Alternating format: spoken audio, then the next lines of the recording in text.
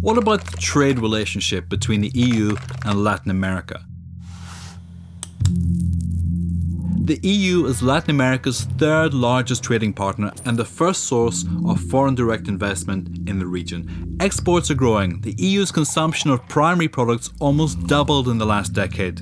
Imagine that today. No less than 70% of all exports from Latin America to the EU are primary goods such as minerals, fruit and oil. 70%.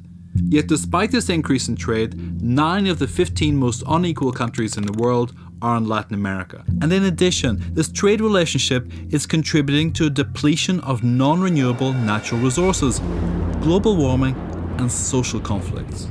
Even a study published by the European Commission highlights how free trade agreements can create more problems. Problems, land, human rights, Latin America. Let's have a closer look at Guatemala, where only 1% of the population owns 40% of the land. In 2011, in the Polochic Valley, land grabbing caused 769 families to suffer forced eviction. Women were the most affected. And at the same time, the country kept increasing its commercial crop while ranked number 1 for child malnutrition in the region with a rate above 50%. 50%. And what about those who defend their land?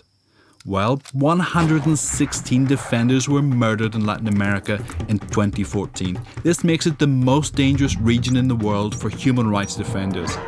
So, how should this trade relationship really be? The affected communities and civil society should be consulted.